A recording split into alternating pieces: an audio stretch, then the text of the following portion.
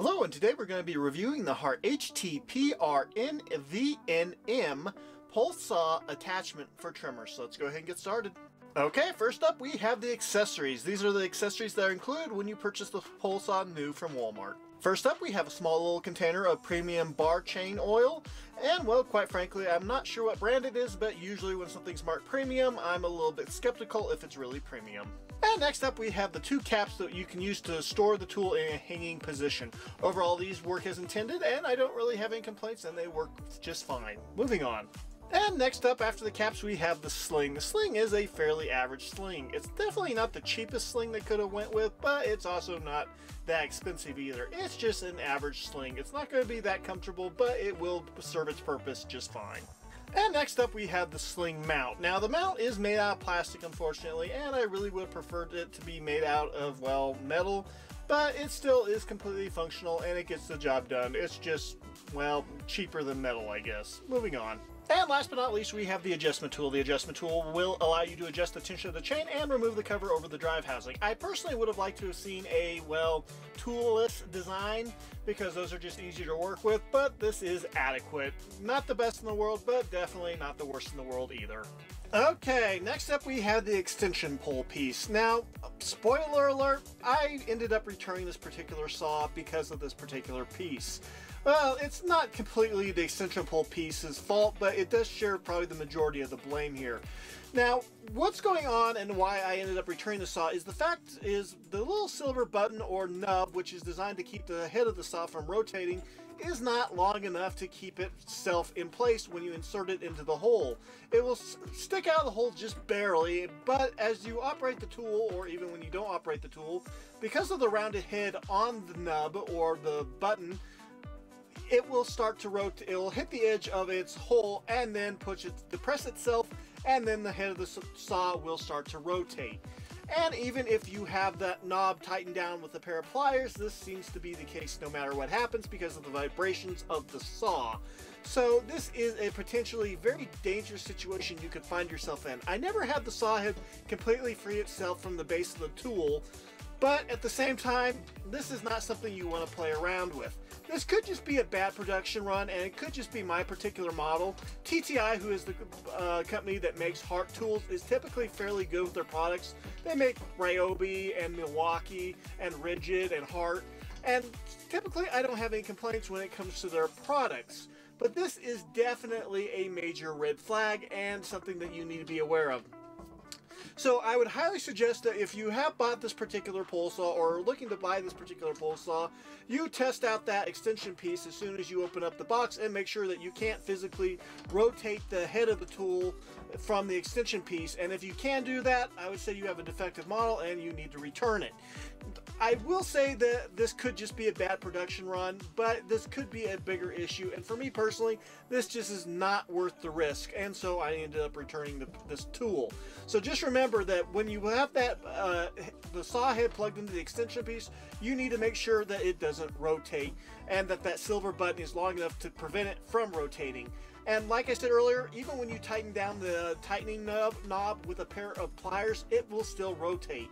So at the end of the day, that's why I ended up returning this particular tool. Now we're going to continue on with the review to talk about other aspects of this particular tool because it could just be a bad production run and I might have just gotten a bad copy.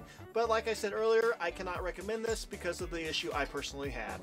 Okay, next up we have the drive case cover. Now let's go ahead and start with the worst aspect of this particular, well, cover. And that would be the ability to adjust the chain. Now the chain tension screw is located on the front of the cover and it is not in a very easy spot to easily adjust. It's not impossible, it's just very unpleasant to do so. And once you get the hang of it, it's not the worst experience in the world, but if you've ever used a chainsaw that has a toolless design, you're going to really be missing that with this particular tool. Everything else about the cover is fine. It's made out of metal, that's good. It has a large nut to secure it to the head of the tool, that's good. It has 3 large clearing holes for debris, that's good. So other than the really bad placement of the spring tension, or the chain tension, sorry, screw, everything else is just fine. And next up we have the spike bar. The spike bar on this particular saw is made out of metal and features 4 spikes. Overall, they do their job just fine. I am glad they are made out of metal and aren't some weak plastic little ridge that you'll find on some other chainsaws. But in my opinion, they could be a little bit shorter just so that you'd have a little bit more useful room on that bar. But at the end of the day, there's nothing wrong with them and they get the job done. And next up we have the bar and chain oil reservoir. Overall, this little reservoir holds a decent quantity of oil and is somewhat transparent, so you can kind of tell what the levels are. It isn't as transparent as it could be, but it's good enough to, well, let you know how much oil is left in there. The cap is kept in place via a little keeper, so you won't have to worry about losing it, but it does make draining the oil back into the container a little bit difficult when you're done using the tool. And you will definitely always want to drain that oil out of the chainsaw or pole saw back into the original container because, well, chainsaws and pole saws have a nasty habit of, well, leaking that oil all over whatever surface they're sitting on. So yeah, at the end of the day, the tank is perfectly adequate and it gets a pass from me. And last but not least, we actually have the saw portion of the tool as well as the cover they provide, I guess. Let's go ahead and start with the cover. The cover is completely worthless in my opinion. Well, maybe not completely worthless, but it's definitely not a proper chainsaw cover or sheath. This really is a cheapskate move because this is just basically some very thin molded plastic that will stay in place, but it doesn't really actually give you much protection for the chain or, well, just overall appearance wise either. I really am not a fan of this, and I really think they should have given you a proper plastic hard cover to go over the chain. But at the end of the day, that's not really the reason why you're buying this chainsaw, so let's talk about the chainsaw portion of this tool and how well it works.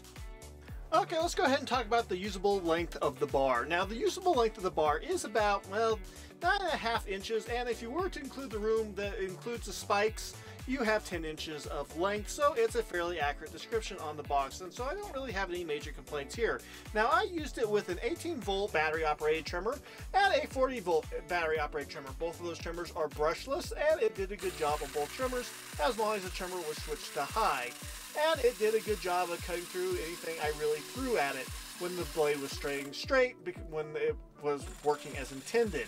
When the trimmer head rotated, then I had some issues, but that really didn't have anything to do with the actual chainsaw part of the tool, and, well, quite frankly, I'm perfectly satisfied with the chain's cutting ability and the bar length. So in those regards, the tool is fine. So yeah, at the end of the day, I would highly recommend not picking up this particular tool because of how crappy the extension rod is. And, well, actually, that leads us into something else. The overall length of this particular tool is 9 feet. On the box, it says 12-foot reach.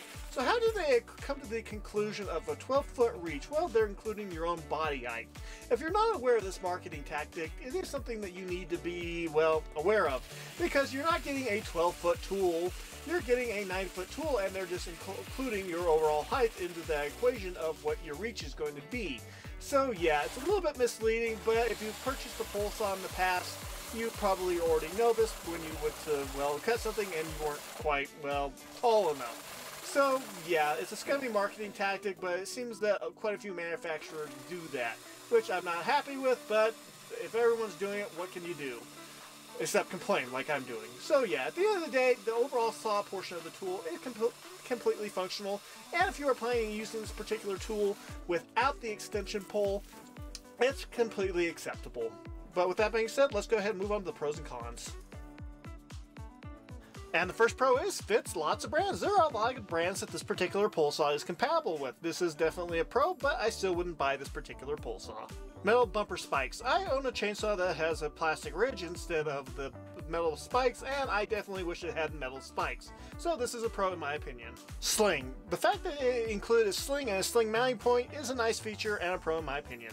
Storage adapter. The storage adapter is definitely a useful little feature for, well, hanging this particular tool up on the wall, and definitely a pro in my opinion. Works with gas, 18 volt, 20 volt, or 40 volt trimmers. The fact you can use this with both gas and electric trimmers is a nice little feature and definitely a pro in my opinion. And the first con, and definitely a deal breaker, would be the extension pole. Because of that little silver button or nub not being long enough, that means that this particular tool is not all that safe to use, and why I cannot recommend it and why I would consider it to be a con. Okay, the next con would be the length of the tool. Now, the box describes up to 12 foot in reach. I don't know if they're talking about your body in that equation, or if you could buy an extra extension piece. Where you'd buy that, I don't know. But the reality is the tool that you purchase here is going to be about 9 feet in length and not 12 feet in length. So as far as I'm concerned, their marketing here is being, well, scummy. Moving on. And the last con would be the blade sheath. The blade sheath is basically a thin piece of plastic and pretty crappy. They should have given you a real sheath. It wouldn't have been that expensive. They do it with real chainsaws. This should count. Sorry, you don't get a pass here. Moving on. And that is it for the pros and cons. Final thoughts on this particular saw. I cannot recommend the saw because of the potential dangerous situation this particular saw can create because of the improper sized button or nub, whatever you want to call it, that keeps the extension pole attached to the blade part of the tool. This is definitely an area of the tool that would have been something that could have been better designed to begin with, and the fact that they decided to, well, cheap out and not give it the proper size button or nub is definitely a major red flag for me personally. This is nothing against the Hart brand. I really do like the Hart brand. I think they make very good tools. I just think that this was either a bad production run or somebody got a little bit too cheap in the accounting department and decided that they could, well, install a slightly cheaper nub to save, I don't know, a nickel. So at the end of the day, I really cannot recommend the saw, and I would highly suggest that if you do own the saw, to make sure that your saw is not suffering from this issue either. And that is it for this particular video. I really do like Hart products. I just think that this one definitely has a major issue that needs to be addressed. So with that being said, please like and subscribe, and we'll see you next time. God bless.